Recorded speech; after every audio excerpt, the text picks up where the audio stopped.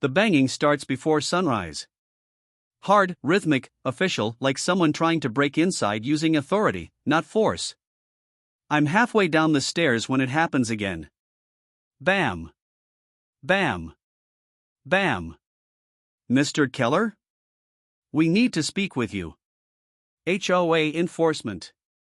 I freeze. HOA? Palm Ridge Estates doesn't have an HOA. We voted against one 5 years ago when the developer pitched it. I'm positive. I open the door a crack. 3 strangers in navy windbreakers stand on my porch. Their jackets read Palm Ridge Homeowners Association Compliance Division. They wear clipboards like weapons. Sir, the tallest says, you're 6 months delinquent on dues. This is your final warning before lien placement. I let out a half laugh. You guys have the wrong house. The wrong street. The wrong everything. There's no HOA here. The woman in the group lifts a folder. Palm Ridge Estates was rechartered last year. All residents were notified. No, we weren't. She hands me a glossy packet stamped, Mandatory Community Participation Agreement. I flip through it. Rules. Fees. Penalties. Pages of legal language written with predatory precision. None of this existed yesterday. And then, hidden in the fine print, is my name typed under a section labeled, Member since 2023. That's not my signature, I say. It's on record, the tall one answers. Non-compliance escalates starting today. Before I can argue, they tape a bright orange violation notice to my door. The neighbors peek from behind curtains. Whispers ripple down the street. Like I'm already guilty. I step outside. Who approved this HOA? The tall one gives a rehearsed smile. The community board. What board? We don't have a board. You do now. They walk off without another word. I tear the violation notice down, but the glue is industrial, leaving a scar of residue brighter than the sign itself. A mark of ownership. Something is wrong. Very wrong. At work, I can't focus. Anxiety sits in my chest like a metal weight. My coworker, Jenna, leans over. You're pale. What happened? I tell her everything, how the strangers acted like law enforcement, how they claimed my signature was on record. She frowns. Fake HOAs are a thing now. Scammers create shell organizations, file paperwork with the county, then hit neighborhoods with dues and threats. Can they do that? They can try. And if you don't fight it immediately, they get aggressive. Aggressive. The word echoes in my head. When I get home, something is off. My mailbox is stuffed with new letters, each stamped urgent. Each from the HOA that doesn't exist. Each demanding payment. But that's not the worst part. There's a stranger standing in my yard. A man with sunglasses and a clipboard, mapping out my property like it already belongs to him. Can I help you? I call out. He doesn't answer. He takes a photo of my house, taps something into a device, and walks away. No greeting. No explanation. Just a silent claim. That night, I try calling county records. The line drops twice before I get through. When I ask about Palm Ridge Estates being rechartered, the clerk hesitates.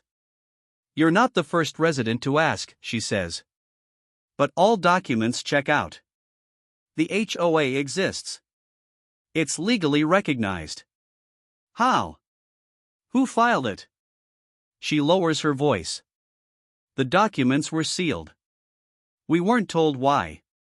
A chill crawls up the back of my neck. Can you unseal them? No. Court order. Court order. On HOA paperwork? My pulse spikes. Who requested the order? A beat of silence. Sir, we're not allowed to discuss that. At midnight, a car idles in front of my house. Headlights off. No movement. Just watching. I step outside with my phone ready to record. The car speeds away. This is no clerical error. It's an intrusion. A takeover. The kind that starts quietly, then eats a neighborhood alive. And tomorrow, they said, non-compliance escalates.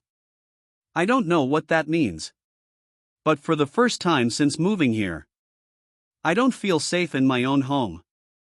Morning brings a new violation notice, this one nailed into the siding like a threat carved into flesh. Infraction, refusal to cooperate with community officials. Fine, $450. Escalation pending. Nailed. Into my wall. Like a message. My anger finally drowns out the fear. I grab my keys and head straight to the county building. County records is a fluorescent maze of boredom until I ask about the sealed HOA file. Then the air changes. The clerk, a younger guy with dark circles under his eyes, shakes his head. I can get fired for talking about this. Please. They're harassing my property. Someone forged my signature. He hesitates, glances around, then types discreetly. Okay, listen fast. Palm Ridge Estates never filed a charter. Not originally. The developer went bankrupt before selling control to a board. Right. So how does an HOA suddenly exist? He rotates the monitor slightly. A document flashes across the screen. Petition to form homeowners association. Signed by 17 residents. I recognize none of the names. These aren't real people, I whisper. Nobody on my street is named. I know. The signatures belong to deceased residents from another county. My stomach drops. How did this get approved? He swallows. Someone high up pushed it through. Who? He clicks a second file. A red warning appears, sealed by order of Superior Court. I can't go further, he says. But you need to be careful. People who challenge these filings, they get visits. I step back. Visits from who? He leans in. Whoever created the HOA. They want something with your neighborhood. Driving home, my mind races. Fake signatures. Sealed files. A mystery beneficiary. This isn't a scam. It's a takeover. But why my street? When I get home, the neighbors are gathered on my lawn, nervous, confused, whispering as if afraid microphones are recording. Marcus, Mrs. Landry from next door says, they hit us too. Fines. Threats. Meetings we never attended. They put a lien threat on my house, another neighbor adds. What do they want from us? Someone asks. I tell them everything, forged documents, sealed court orders, county officials scared to talk. Fear spreads through the group like disease. Then a car rolls up. The same Navy windbreaker trio steps out. Residents, the tall one says, mandatory HOA assembly tonight. Attendance required. No, I say firmly. This is a fraudulent HOA. We're not going anywhere. The tall one smiles, cold, rehearsed. We weren't asking. He hands me a letter. Heavy paper. Official seal. It reads: failure to attend assembly will result in immediate legal action, including property seizure. The neighbors gasp. Legal action by who? I demand. He steps closer. His voice drops. By the people who own you. I freeze. This neighborhood isn't owned. It is now. He leaves the letter and walks away. I gather the neighbors at my kitchen table. We need proof, I say. We need hard evidence that this HOA was illegally formed. What do we do? Someone asks. We find the sealed files. We expose whoever created this. And if they come after us? Mrs. Landry whispers. They already have. I scan the violation notices, the forged contract, the county documents I photographed. One thing stands out: a signature at the bottom of every HOA form. E. Hargrove. Board President. I don't know the name. But I will. Because whoever Hargrove is, they're the key. And tonight's mandatory assembly feels like a trap. But sometimes the only way to reveal a conspiracy is to walk straight into it. The assembly is held in the abandoned community center, dark windows, flickering exit signs, a place that feels more like an interrogation chamber than a meeting hall. Dozens of neighbors arrive under threat. HOA agents stand at the doors like bouncers controlling entry. Inside, a stage is set with a single podium. At exactly 7 p.m., a woman walks out. Elegant. Smiling. Eyes sharp enough to cut glass. Good evening, residents. I'm Evelyn Hargrove, president of your homeowners association. Gasps ripple through the crowd. This community, she continues, is undergoing revitalization. Resistance only delays progress. A neighbor shouts, "You forged our signatures." Evelyn smiles, ice cold. Of course we did. The room explodes in outrage. She raises one hand. The agents step forward, silencing the room through intimidation alone. This neighborhood sits on valuable land, she says. Developers want it. They hired me to secure control legally through an HOA. Once you fall behind on dues, liens allow acquisition of property at minimal cost. My blood goes cold. You're stealing our homes, I say. Not stealing, she replies. Transitioning ownership. Efficiently. The screen behind her flickers on. It displays a list titled Targeted Properties for Acquisition. My address is number 3. The room erupts. People scream, shout, panic. She speaks louder. But all of this goes away if you comply. Sign the membership agreement. Pay dues. Become part of the new community. And if we don't? I ask. She smiles. Then we escalate. I step forward. I have evidence, I say, raising a folder. County clerk records. Proof of forged signatures. Fake board members. You're running a criminal racketeering scheme. She doesn't flinch. Interesting, she says softly. Agents, collect that. 3 men advance toward me. But I move first. I throw the folder on the floor, papers spilling everywhere. Neighbors dive to grab them, lifting pages, reading aloud. Look, these signatures belong to dead people. They sealed the court file. This is fraud. Chaos overtakes the room. The agents try to seize documents, but neighbors push back. Evelyn steps forward. Enough. But the crowd is no longer afraid. Mr. Davidson, a retired Marine, stands. This ends now. He pulls out his phone, already recording. Others do the same. I step to the podium, hitting the PA switch. Everyone record. Everyone share. Right now. Cameras rise. Phones flash. Evidence streams live. Evelyn's composure cracks. You idiots, she hisses. You have no idea who's behind this. You think I'm the villain? I'm just the organizer. Then who's giving the orders? I demand. She hesitates just long enough to betray fear. A back door slams open. 2 unknown men in suits stomp in, rushing her. Shut it down. Now. But it's too late. The crowd has the proof.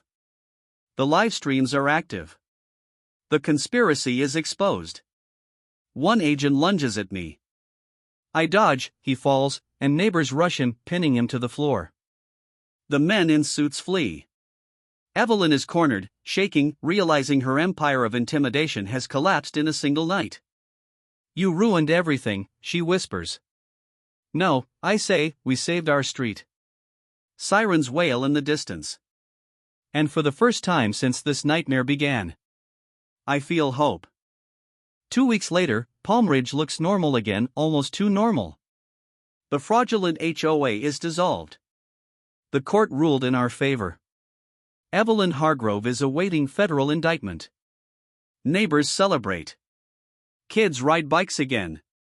Lawns are no longer measured for violations by strangers with clipboards. Peace returns. But peace never lasts long. I meet with Detective Rourke, the state investigator assigned to the case. He flips through the dissolvement order. Good work exposing this. These HOA takeovers are becoming more common. So this wasn't unique? He shakes his head slowly. Not even close. Something cold settles in my gut. What happens now? I ask. We'll interview Hargrove. She'll flip. She'll name the developer who paid her. And when will we know who that is? Rourke's expression darkens. That's the problem. Every time we dig into these shell developers, the trail goes cold. Cold how? They vanish. No owners. No employees. Just a P.O. box and a dissolving LLC. Someone's funding all this. Oh, many someones, he says. You disrupted one operation. But there are dozens. Dozens. The victory suddenly feels small. That evening, a town hall is held in the community center, no intimidation, no threats, just neighbors healing after being played like chess pieces. Mrs. Landry hugs me. You saved our homes, Marcus. We saved each other. People laugh. Celebrate. Share food. For the first time in months, the building feels warm. But in the back of the room, a man I've never seen before watches quietly. Suit. No expression. Doesn't talk to anyone. When I move toward him, he slips out the exit door. I follow, but he's already gone. Just an empty parking lot and a single tire mark in the gravel. Later that night, I find an envelope on my porch. No return address. Just my name.